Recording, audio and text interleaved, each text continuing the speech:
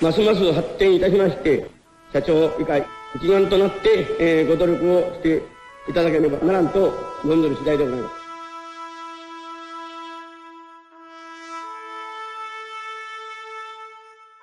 価値ある製品とは、消費者の満足する製品であり、また使用する目的と値段に応じた車を生産することであります。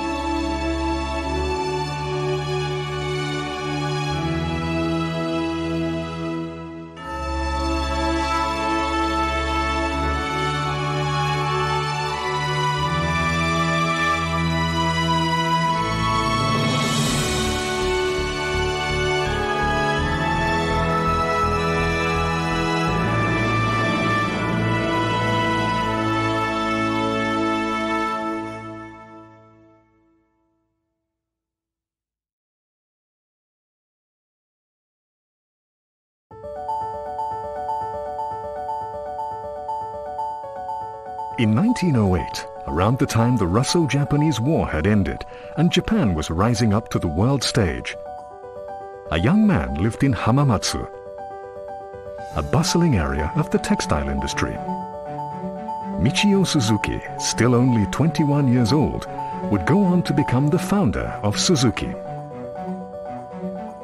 After becoming a carpenter's apprentice, Michio became a loom maker. His mother made a living by farming and weaving. He wanted to make things easier for her. That desire led Michio to hand-make a treble loom. It was born of pure gratitude to his mother who had raised him. Incredibly, that loom increased productivity tenfold. People were amazed by Michio's loom.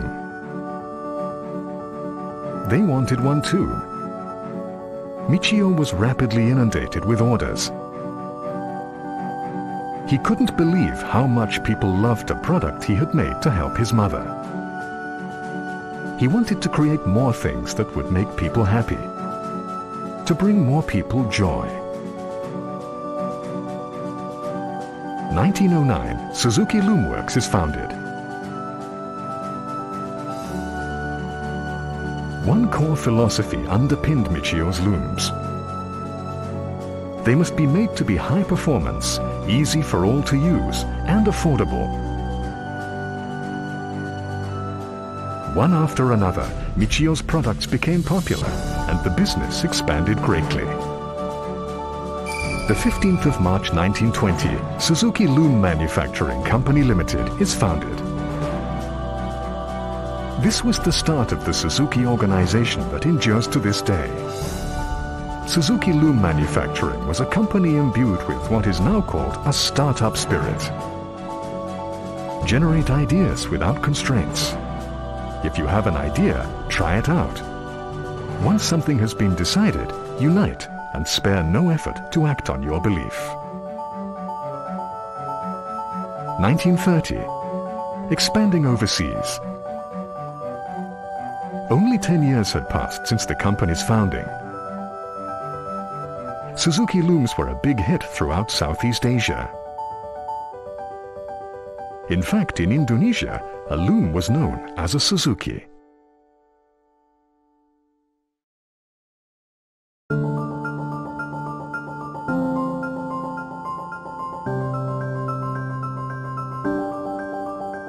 In the 1950s, Suzuki embarked on a new business. That was the motorcycle business. Its development was led by Shunzo Suzuki, the company's future second president. Shunzo thought endlessly about what kind of products would make customers happy. Shunzo often observed people riding around on bicycles. He thought, as long as we make things that are truly useful to people, we'll definitely succeed. 1952, launch of the power-free auxiliary bicycle engine. This unique engine featured a double sprocket gear that enabled the rider to switch between pedal-based and engine-based transmission. The Power Free was perfect for everyday life and became a daily necessity that supported the lives of many. In 1960, Suzuki entered the time-honored Isle of Man Tourist Trophy race for the first time. 2 years later, Suzuki took its first victory. Only 8 years since the launch of its first motorcycles. The Suzuki Dream that took flight overseas before World War II on weaving looms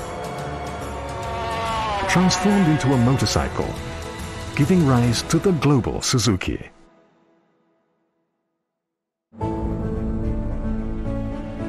As the motorcycle business drove the company, Michio had one enduring dream.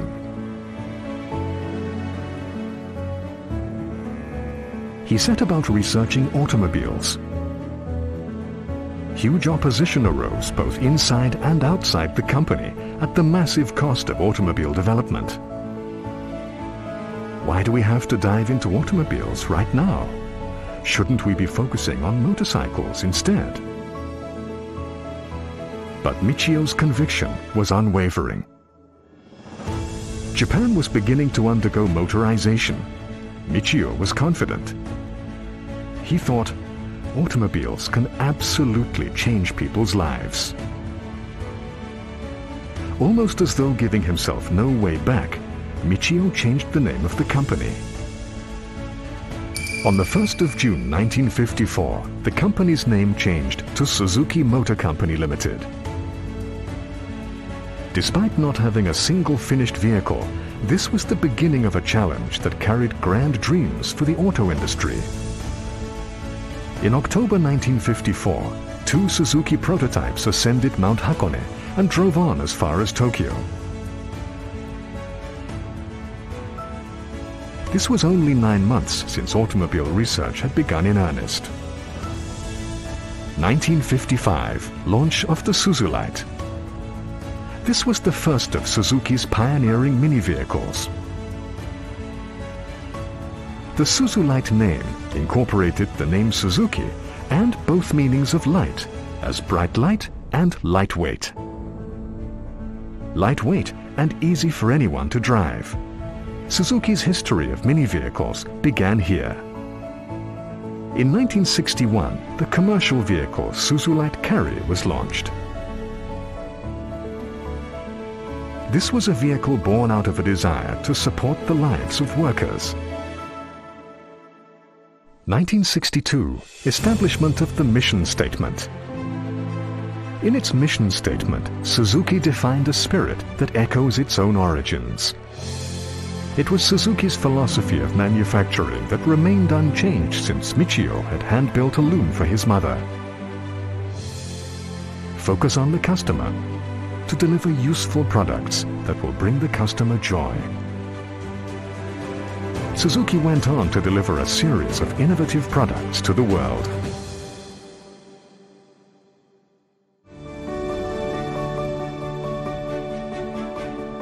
In addition to motorcycles and automobiles, Suzuki expanded into new businesses.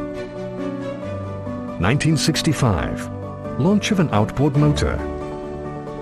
At sea, in the hills, on land, with products that bring joy to customers, we want to offer freedom of mobility that supports people everywhere.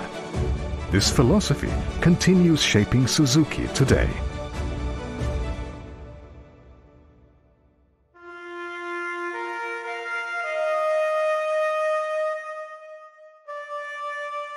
The 1970s. To compete against subcompact and standard-size vehicles, mini-vehicles had become high-priced, competing in terms of luxury. People's preferences began moving away from them. Some people said openly that people didn't need mini-vehicles. They said Suzuki was finished. But one man wholeheartedly believed that mini-vehicles were still viable, that by their very nature they could enrich the lives of people everywhere, now and in the future.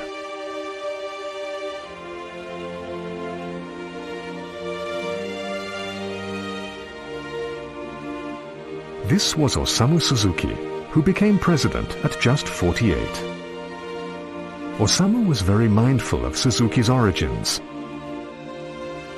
He aimed to make a mini-vehicle that was small, lightweight, easy to use, and affordable for everyone.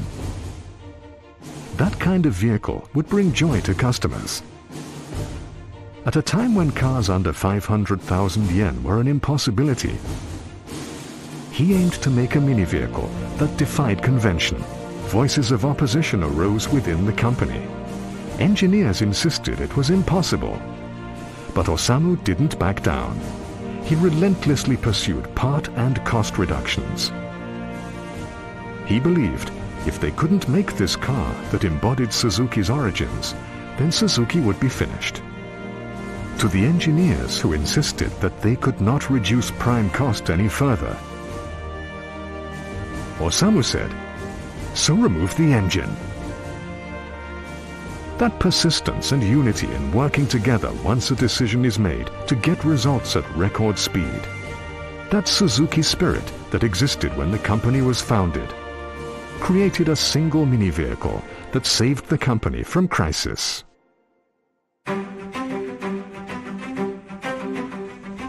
Zengoku 標準現金価格47万円と設定をさせていただきました。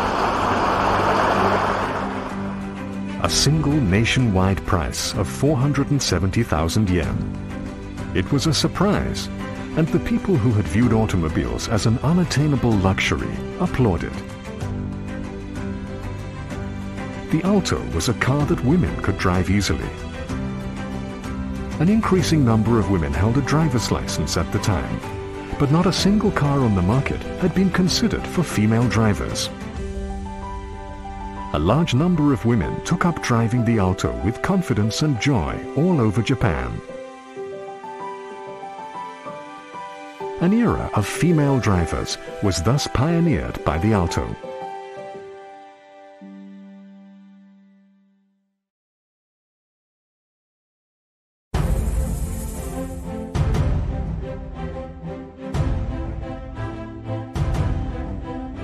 The Alto's success changed Suzuki's reputation. The innovative, compact car that was the Alto totally astonished the world's car manufacturers.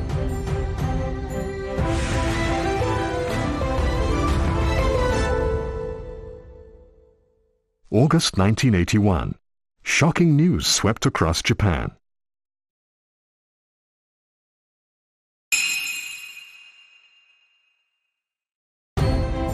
Suzuki, a small manufacturer from Hamamatsu, formed a tie-up with General Motors, the world's largest car manufacturer at the time. General Motors had seen the Alto, seeking opportunities to develop compact cars. It had approached Suzuki. Many people whispered that Suzuki would be swallowed up by the giant GM.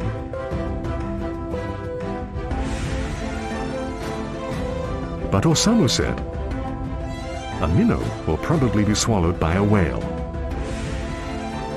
But a small mosquito can fly high and away in an emergency."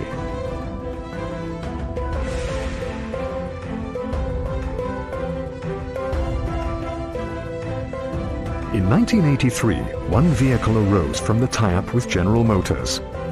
The Cultus, a global strategic compact car. The Cultus arose from a fusion of Suzuki's knowledge of manufacturing compact cars and General Motors' car manufacturing know-how. 1984. The Cultus, which was manufactured at the Kosai plant in Shizuoka, crossed the Pacific Ocean and headed for North America. For the first time, an automobile made by Suzuki, a small manufacturer from Hamamatsu, landed in America, the home of motorization.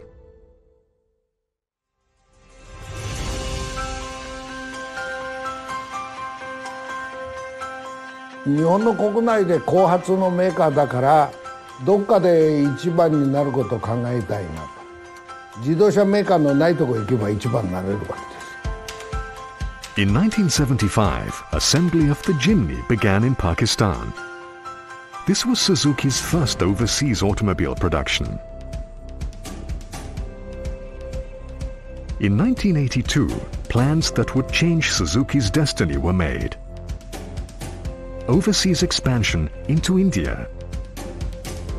With its massive population, for India, economic development was a pressing issue for enriching the lives of its people. The National Car Project was the trump card for achieving this. The Indian government was pinning its hopes on a Japanese automaker. But none responded seriously to the Indian government's request. None but one, Suzuki. The only top executives who seriously listened to India were from Suzuki. Entrusting the National Car Project was a decision that held the fate of a nation. Should this be entrusted to Suzuki? There was repeated, heated debate. The thing that spurred the decision was the Alto. It was GM, the world's top automaker, that had proposed the tie-up with Suzuki. That in itself proved Suzuki's skills. Suzuki was selected as development partner for India's National Car Project.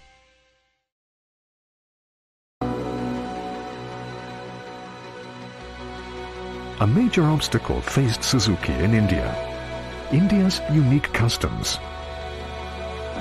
Osamu said a national car couldn't be made unless something changed.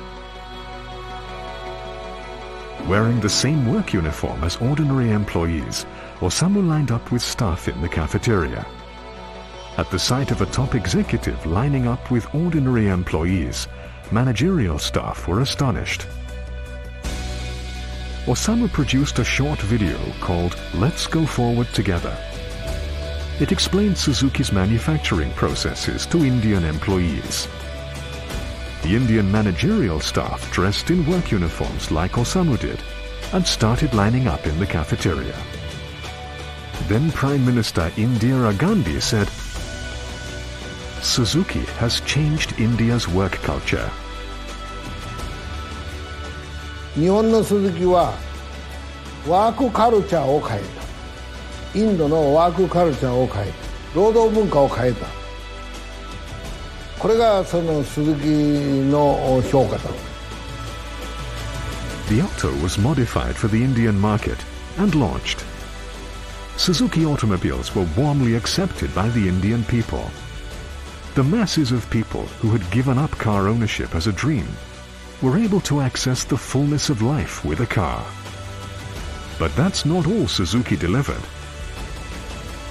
Suzuki insisted that parts be procured from locally owned companies.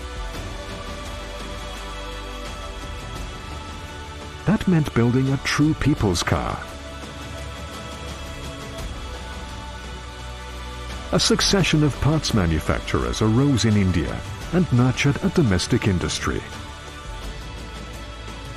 That boosted the Indian economy and became a driving force for enriching the lives of the Indian people. Suzuki boasted a 50% share of the passenger vehicle market and quite literally became India's national car manufacturer. The success of the Alto opened up many new opportunities for Suzuki's overseas expansion.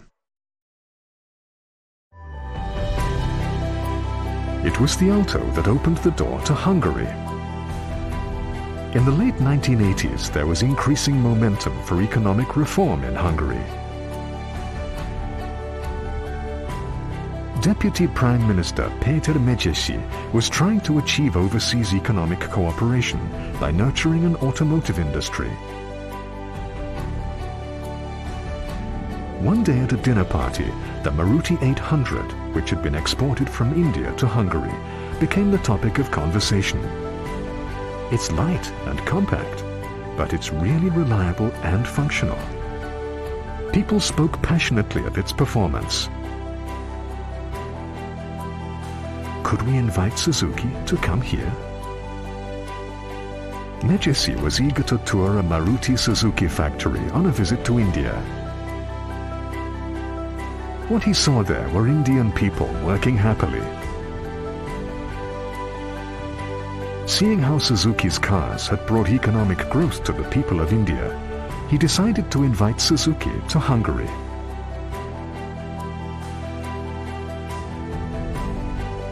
A tie-up with General Motors and expansion into India and Hungary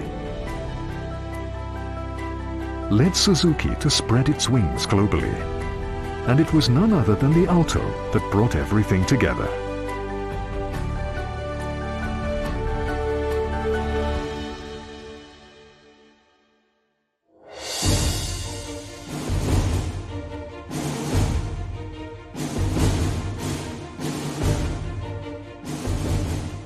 In four corners of the world, Japan, Hungary, China, and India, Suzuki started simultaneously producing a global compact car.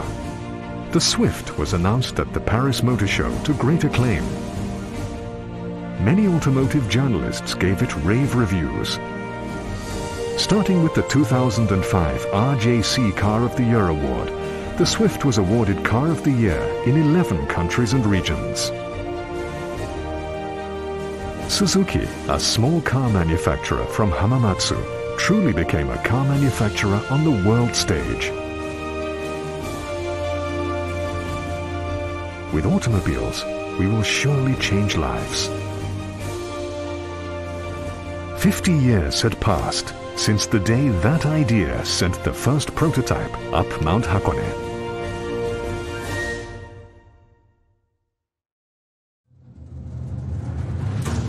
The 1970s. Suzuki motorcycles basked in glory. In races throughout the world, they continued to be victorious.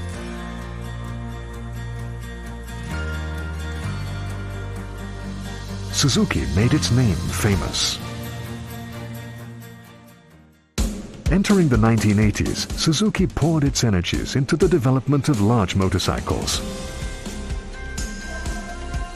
1981. As soon as it debuted at the Cologne Motor Show, this machine caused a sensation.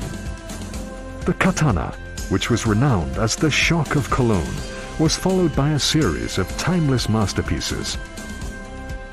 A totally new genre of motorcycles called racer replicas was enthusiastically received by motorcycle fans.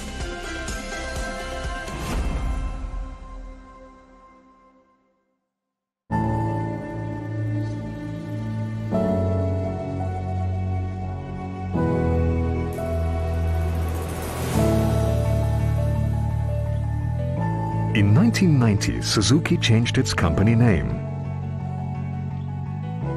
Motorcycles, automobiles, outboard motors, unconstrained by product categories, Suzuki delivers freedom of mobility that supports living with products that bring joy to customers. The new company name embodied this passion.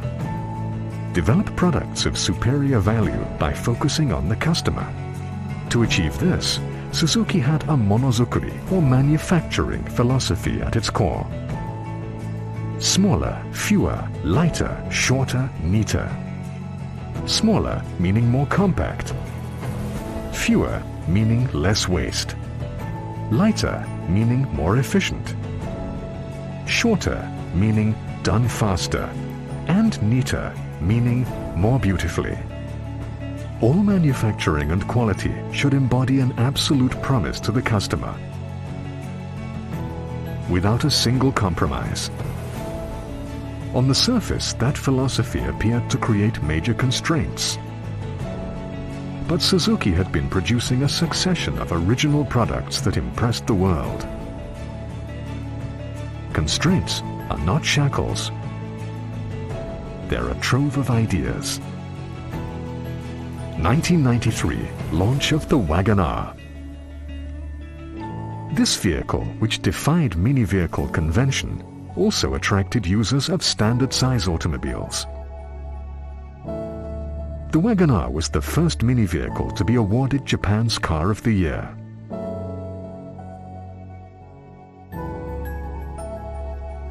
The era of people seeing mini vehicles as a nuisance became one of seeing mini vehicles positively.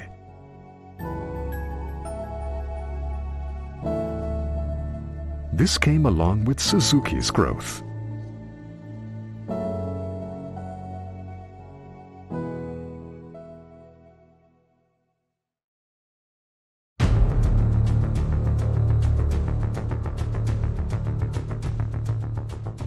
Motorization is now experiencing a once-in-a-century transformation. Case, mass, carbon neutrality, and more. For the sake of the future, the mobility industry must address increasingly serious issues. It's not just about individual technologies. How do we handle infrastructure? How do we set new rules? We cannot act alone, and without other companies, we'll be unable to shape a future for our customers. In 2016, Suzuki decided to collaborate with Toyota Motor Corporation. This decision was made to create a future with accessible mobility for customers. At the joint press conference, Osamu said that Toyota's honorary chairman, Shoichiro Toyoda, had encouraged him.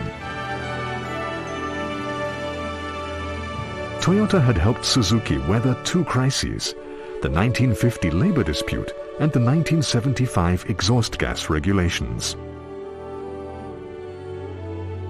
Osamu said, "I'm truly grateful to them for saving our business. I look forward to the next 100 years." This collaboration will make the future of mobility more accessible for all our customers. Suzuki will continue embracing challenge. With enduring passion for customers, we will continue challenging ourselves to create products with original value that are easy to use, fun, and uniquely Suzuki. Imagining the smiling faces of people around the world.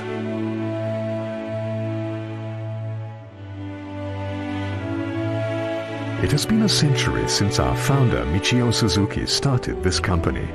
It is as though he imagined the faces of happy customers as he took up the challenges of manufacturing. 100年の節目という意味でね、もう一回創業の原点に帰ってお客様の立場になって物事を考える、もう一回原点に戻ってしっかりやるっていうのをね、お客様がどんな顔して使ってもらえるかとかね、いうようなところをしっかりと思い浮かべて、四輪だとか二輪という枠にとらわれずに、既存のものでは多分味わえないもの、そういうようなものをやっぱり作っていかなきゃいけない。出したらワクワクしてもらえるよな。鈴木が100年の歴史を刻むことができたというのは、本当にお客様があってということで感謝感謝感謝ということだと思います。次の100年に向けてもですね、お客様がこんなのが欲しかった、ワクワクするぞというような車作り、楽しめる車作りをしっかりとやっていきたいというふうに思います。Thank you. Thank you. Thank you. Gracias. Gracias. Gracias. Merci. Shukriya. Grazie. ขอบคุณครับ ありがとうございます。ありがとうございます。Thank you. It has been 100 years of feeling nothing less than the deepest gratitude.